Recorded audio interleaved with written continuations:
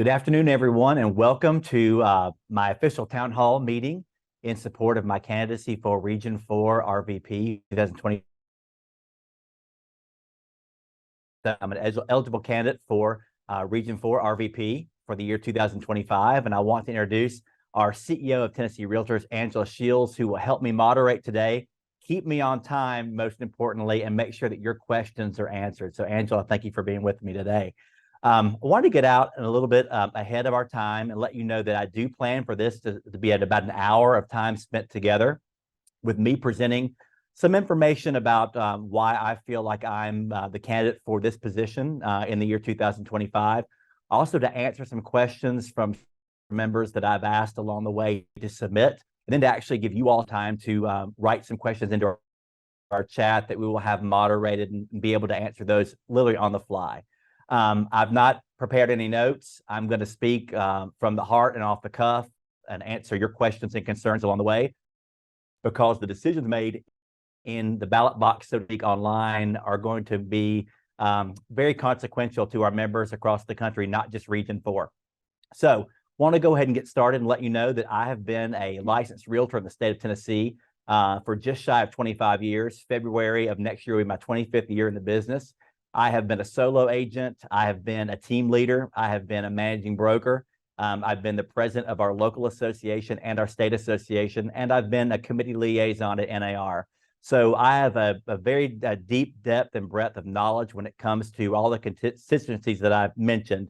I'm currently a managing broker of an office in Nashville with about 100 agents, and my job every day is to recruit, retain, and just make sure that we have our office agents at the top of their game.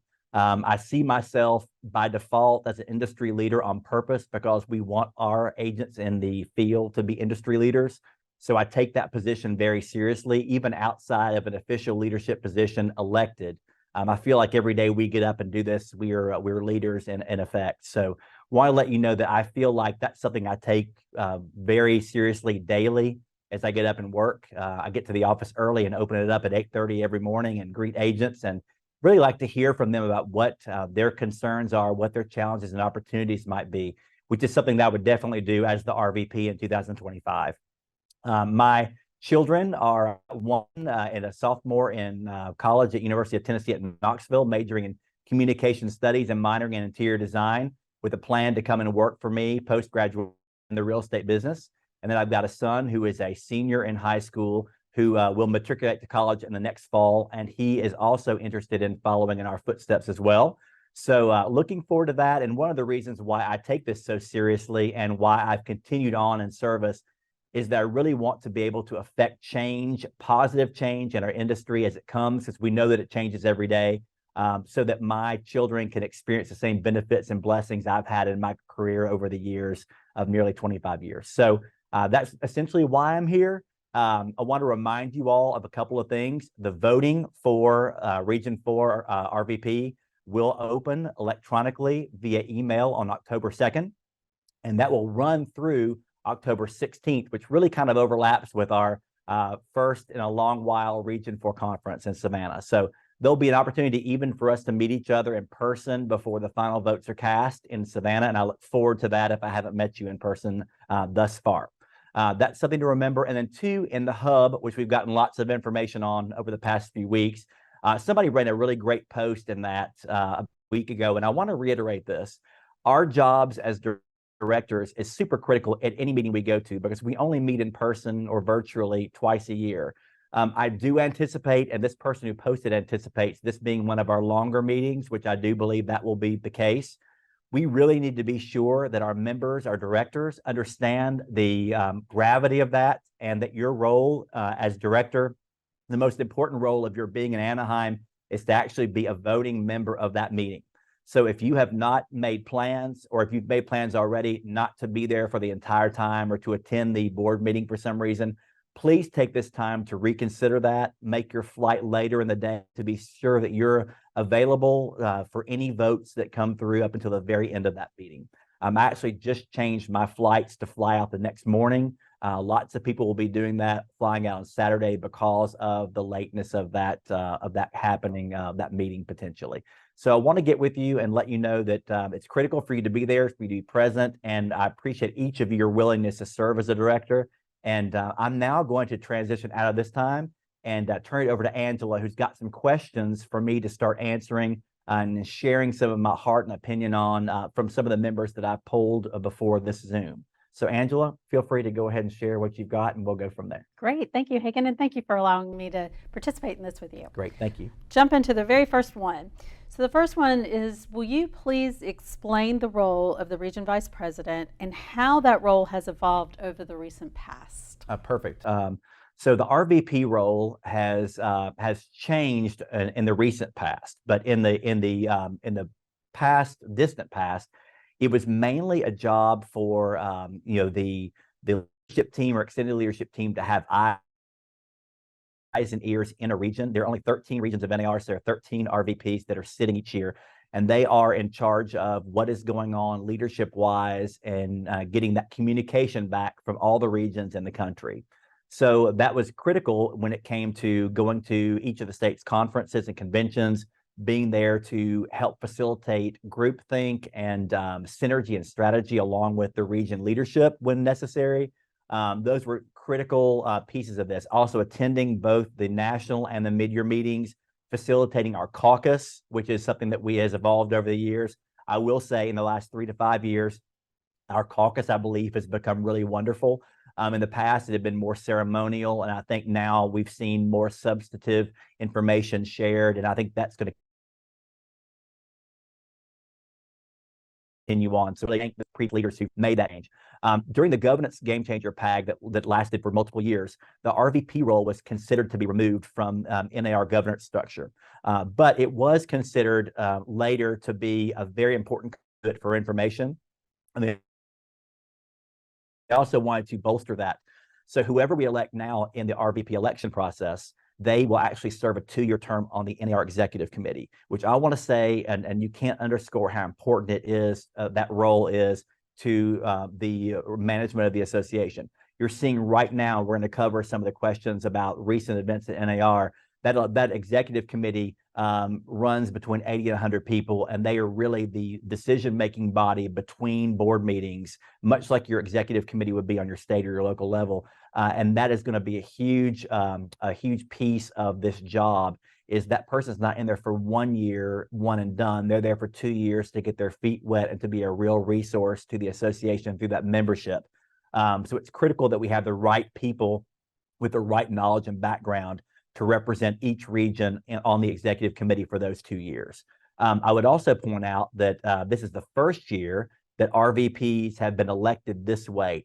Our region, as you know or may not know, has had for many years, a rotation between our 4 states of having the RVP. This game changer PAG effectively dissolved that, and now we have an open election process with a nominating committee, and people run based on being credentialed by NAR, and that's how Cindy and I are in the roles of eligible candidates to be presented to you. So looking at that, I think it's important for us to remember, to understand that there are 13 regions, as I said. Only 3 regions have contested races. So right now, 10 regions have only 1 person running for this position, and they will be seated after the election process is over. Even though 1 person's running, they still have an election process in every region. So the 3 regions that have a contested race, we're one of those 3 regions. So you have a choice here, which I think is great. I will say in our election process from soup to nuts, whether it be first VP of NAR, treasurer, RVP, I do believe it's best for our membership to have a choice when it comes to who represents them in any of these major jobs. So the RVP role continues to be that role of conduit, of communicator, of uniter, and really someone who can come through and meet with leadership and encourage them. But it also is a very important role on where we move as an association forward on lots of different levels, especially the ones that we're facing right now. So that would be my full answer on that. And if people have more questions about that, feel free to put those in the chat and we'll revisit it later if we need to. Great, thank you. You mentioned some of your experience with NAR. What is something that you are particularly proud of from serving NAR, and what did you learn from that experience? Okay, Interesting. There are a couple of things that come to mind. One would be the launch of C2EX, but I think last year really eclipsed that in the way that I was able to, number one, given the opportunity and the confidence to lead our travel team for RPAC fundraising and advocacy across the country as Realtor Party Director. So we pulled together the most diverse team that has ever been assembled, not only from our liaison group for that year, but also for our travel team. So we were able to visit all the U.S. states and territories that requested us to come out with a very diverse group of leaders to share a very critical message to even a diverse group of our own members.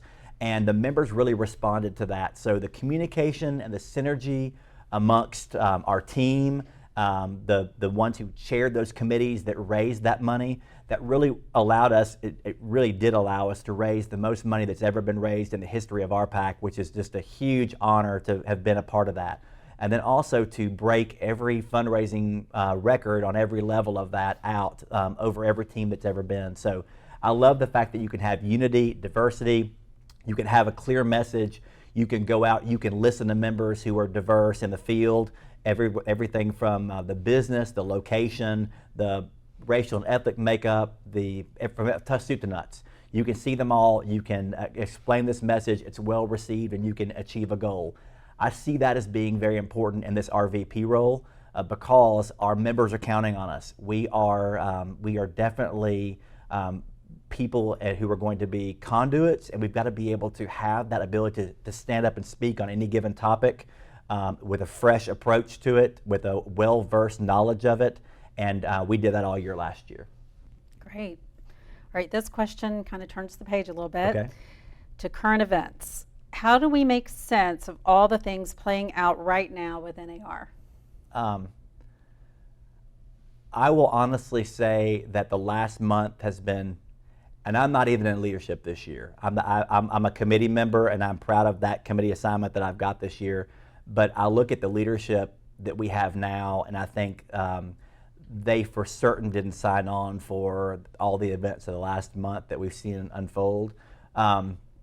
It's hard for us as leaders who have given our time to process this, but we have to, because I think the way I've come away with this, I look at it and I think I wouldn't change a thing about the service that I've done. I don't look at the organization as something that is for any reason now not viable or a huge resource to us, or really a necessity for our industry.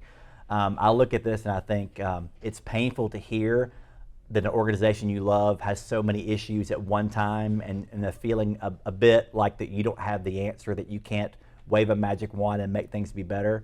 But I think we have to realize that the leadership roles that we have and the role of the association, advocacy, professional development, when you look at our professional standards program, these are all critical to us maintaining our realtor brand, our realtor family. So when you hear these things that are disheartening, that make you sad, that make you, I would stop short of saying embarrassed, but I know that a lot of our members feel that way. I feel like we've got to keep our minds set on the fact that good can come of hard times. We've seen that over the years in many different ways, from recessions to pandemics. We'll get through this, but there's a lot to process. Okay, great. In your opinion, what are the greatest opportunities and challenges that you see right now? Okay, so I break this down with NAR as you've got three major things we're looking at, and we're all reading these daily on the Hub or through Inman and these outlets. We've really got the lawsuit issue that is looming. We have a court date that's going to be here in a couple of weeks. It's coming very quickly in October. We have had the leadership change from the very top of the association, and that fallout from that, not only with our leadership, but also with our staff, and really with the rank and file members who are watching this at home, who don't have much of an opportunity to have any really opinion about NAR other than they're dues-paying members, and that's important, and what they read in these publications. And the third really is our election process, which has affected one of our own regional members. So I look at that and I think those are all three critical areas that I believe are going to be studied and looked at and talked about. and I think that the public is going to have an interest in, and I know our rank and file members will have an interest in. So I look at all these things, and right now it's unfortunate that they all seem to be big liabilities that are looming for one leadership team to handle at once.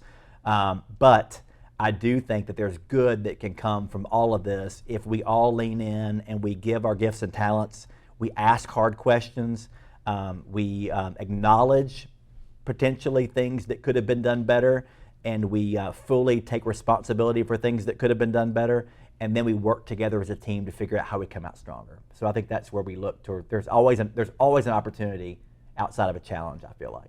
Okay. And what is one big takeaway from all that has transpired over, say, the last 3 weeks that you can identify? I had agents in my own office at a sales meeting ask me if I regretted giving all the time I've had to the associations after reading all of this. That is extremely hard to hear. And in fact, I barely made it through my response talking to them without really crying over it. I reiterated that I believe in us as a people. I believe in us as an industry. I believe that every day we make a difference in the lives of the people that we work with. I believe that organizations can be amazing and they can bring us together. They can all have problems and issues at any given time because people who are not perfect are running these organizations. People who are not perfect are selling real estate every day. People who are not perfect are our clients. But we have to figure out how we find common ground and how we look to what's really important, acknowledging where we've been, but not staying there so long that we don't see where we're going. And I think as a leader, I have the ability to do that. I asked a couple of people how they would characterize me as a leader because, it's a little uncomfortable to talk about yourself and feel like you're selling yourself this way, which is ironic because that's what we literally do in our profession every day. We have to be able to meet with a buyer and a seller or a client who wants to lease a property if you're in commercial. And you've got to be able to explain your value proposition. And that's what I'm doing now. I feel like one of those confidants who's a past NAR president said, your best attribute is you can work within a system that you understand very well and not be a part of it. You can not be jaded, you can swim against the current, you can ask those questions, but you're prepared to not go with the flow when that's not appropriate. And then when you do that, people respect you for it and they're not upset with you when you do. And I think that is a gift that I have. And that when I look back on that and him telling me that, that's something that I've seen through my career and even through my college experience, to be honest. So I think it's a personality trait that I'm glad that I have, and I think that will be helpful in this RVP role if I'm elected. Yeah. All right, you mentioned the lawsuits earlier, so let's talk about the DOJ. What do you think is most important for us at this moment? Okay, so the Department of Justice, as we know, that is ongoing. We're waiting on a word on the appeal that we made from our win that was really decisive back a few months ago. But I will tell you that I really am concerned about our lawsuits that are pending now, our class actions. As you all know, we've got one that's going to be going to trial here in a couple of weeks, and we're going to have an update from Katie Johnson and her team next week, which I'm really looking forward to hearing. But things that I know that are concerning me right now are that NAR's insurance position for any kind of handling of a loss has pretty much been exhausted, so there's really no safety net for insurance coverage should we not prevail in these cases. We had a couple of weeks ago, the NAR directors meeting. I asked the question, what would happen if we were to lose one or two of these cases or both, and we were on appeal? Would buyer's agency change immediately? And the answer that Leslie gave us was a good answer, but she wasn't able to guarantee. They can file some type of injunction or court motion to allow us to continue buyer's agency as we know it until all appeals are exhausted. But the reality is the court could deny that. So we could, in effect, in 2 to 4 weeks or however long this trial goes, if that's denied and we lose the case, we could lose buyer's agency as we know it immediately. And have we prepared our brokers and agents for that? That's a concern to me. Another is I heard the CEO of Real Trends speak, who said, just crystal balling this a little bit, and this is the first time I'd heard this, so it took me aback. that if we do lose and we don't have insurance coverage to back us up, we could be looking at our rank and file member paying some sort of monetary cost toward the punitive damages that are found in this class action case. That is very eyebrow raising. I don't think that our rank and file members are prepared for that. So there's a lot to be said about the Department of Justice and about these lawsuits. But I will say that you, as directors, need to be prepared and be on this conference with Katie to hear all this. Hopefully there's better news than all I've just shared. But I want you to know that these are the concerns that I have. I did bring up last year in our leadership year with Leslie Ruda Smith, how are we preparing brokers for this shift if it does happen? And the answer then, which made some sense, was we really can't do a lot of that publicly, because if the other side on these legal issues find out we're doing that, it could be a sign that we're admitting guilt. But here we are, and we're ready to understand that there could be some answers to these lawsuits soon. My hope is, what NAR hopes is, that we have convincing enough information to either have them stand down, or if we lose, we can appeal and go on till we are satisfied and continue our business as usual. But honestly, I don't think business will be as usual no matter the outcome. I think this is our time to shine when it comes to where we bring value to our members and RVPs, state leadership teams, NAR voting directors. We need to be even more committed to sharing how we are going to help in this situation going forward, because in the Hub, I've read a ton. In the past 20 years that I've been involved in realtor leadership, sort of the culture has been, if someone complains or asks questions, we sort of suggest they need to be more involved and join a committee. And that's kind of become, to me, a feeling of like leadership gaslighting. So we are the elected people. We are the ones who are the decision makers. They've given us that trust. We need to figure out how we take these problems on immediately in collaborative situations and come up with the best solutions for our rank and file member, and not make them feel like their concerns aren't valid and that they need to be more involved in the association to be heard. That is not why we're elected. Okay, thank you. You've spoken with many Region 4 NAR directors. As you've done so, what have you found to be on their minds? Okay, so all of these things that I've mentioned have totally been on their minds. The Department of Justice, the way we elect our leadership, how we put them forward to the board of directors, hugely important right now. I believe that there should never be an uncontested race in an association of 1.5 million people. That's never best for our members. We need to always have the ability to have that choice. But I believe that they are putting together a group to look at this independently, and I will respect what comes out of that group with smart minds and outside counsel looking at it. But we need to have a dialogue over that, because we have lots of our members who are dissatisfied with the current process, and we need to at least vet what we're doing now and see if we can make it better. Another is, the lawsuit situation for certain. And then basically where we head from here once we have post-lawsuit, and what our leadership looks like in our staff relationships, those type things from our leadership change. One thing that I want to hit on that I know that I've heard from several of you, and I'm looking at some of the people who are on this call, you and I have had this conversation. We don't want our DEI initiatives to be swept under the rug or forgotten about, because we have these other things that have come up that are super pressing right now. We have made great strides in DEI initiatives across the country, and that's something that needs to continue. That's just one example. We want to continue to make the association on every level welcoming and representative of the people who are our members.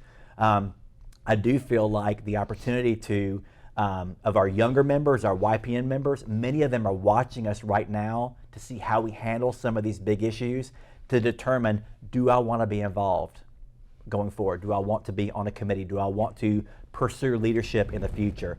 They're asking those questions amongst themselves.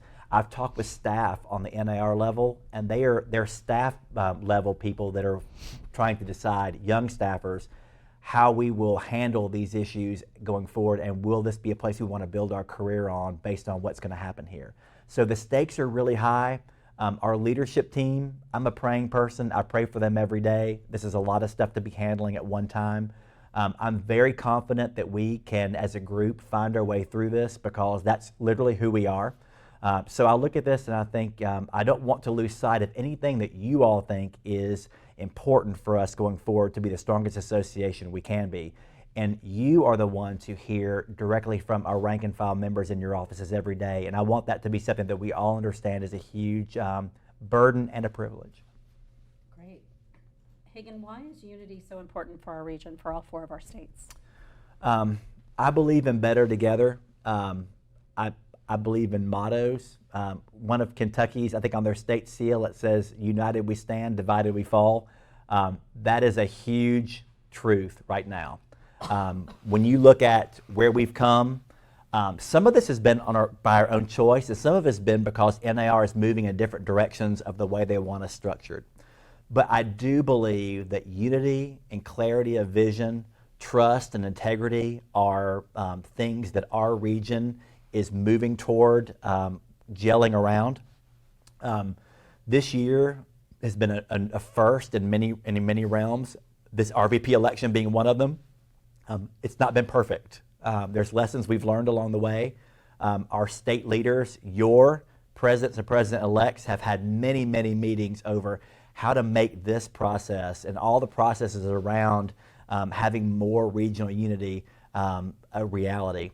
And there's bumps in the road. But I'm going to tell you what, we'll never look back and regret the fact that we tried to be unified and have respect for each other and integrity for our region, because guess what? They're doing this across the country and have been for years. We've been a little bit of an outlier with the way we've done things, and there are regions in our country, in NAR's regions, that really hope that we don't come together and have unity, because they know that we have so much talent in our region, it will hurt them if we become unified and organized. So I look at this and think, when I interviewed with our nominating committee earlier a few months ago, I told them that I think that our Region 4 RVP hire for the next 3 to 5 years is absolutely critical, because we need our very best with the best on your feet, able to address members, whether it's good, bad, or ugly, who are in the know when it comes to industry relations, industry events and happenings, things that are on the horizon, and just an overall vision and of where we want to go as a region and our businesses, to be able to step up and have these conversations, because without that, we're not as good as we could be together. So I look at this and I think, I don't have a magic wand. Cindy doesn't have a magic wand. We can't make this happen on our own. We have to challenge our leaders to want that and to lean into a process that's imperfect and try to hammer it out and make it as perfect as we can. And it's going to take our best to do that here over the next few years to make it happen. This is going to be a time where we come together, we unify, we give support to our RVP who does some coordination. We especially give support to our executive committees from our states who are really working hard to represent you as a director, and all the ones who'll never be a part of any organized real estate other than they pay their dues. And that to me is a huge burden that we always need to remember. Absolutely. I can see on the screen that we have someone in the Q&A, John. Okay, let's see. Hagan, thank you for your continued service. I have heard there has been some unrest and conflicts in Region 4 this year. What are you going to do to reunite Region 4 in a cohesiveness? Okay, that's true. So this was the first year of, I call it the unity process. So we have had definitely bumps in the road along with that. So my role, if elected, will be obviously to follow David Kent. He will have a big role in this next year as your RVP for 2024. So it will be continued conversations with our leadership teams on how we can do this process better, how we can get to know each other better, how we can look for ways to unify, identify leaders in the associations and what their visions for their leadership, what leadership is in the future, so we can know that as a group and plan for that. I really think that the relationship building and the trust and integrity part are the hardest pieces, and they don't happen overnight. So, Kim, I know that you've been a leader in North Carolina for many years, and you get this. It's going to be creating those opportunities over and over again, having lots of conversations. It's like working with your client. If you don't talk to them during the process of your time with them as a client, they won't remain your client. So we have to really make sure that we have regular touch-ins, that we plan for times to spend time together to have these dreaming conversations. When I was president in Nashville, I started something called Cathedral Thinking Times. In the times when they built cathedrals, the people who planned them and designed them never lived to see them finished. So we spent time every quarter talking about 3 or 4 big topics, only those topics for an hour each, so we could get those things hammered out, because in a regular meeting we knew we couldn't give that time to the attention they needed. So I would look at that and say, how do we have some of the cathedral chats with our leadership together so that we can start growing together in the ways that are important and can have coordinated efforts to be the best region in NAR. And Hagan, you have time if you would like to invite other questions in the chat, or raise your hand, or in the Q&A. So if anybody has questions they'd like to put in the chat, feel free. Or if you want to raise your hand, we'll acknowledge you and let you ask your question. I'd love to have any of you speak up if you have anything you'd like to share. This is really your time. I want to make sure that I hear you, and any concerns that you have that I might be able to either address afresh or expound on anything I've already talked about.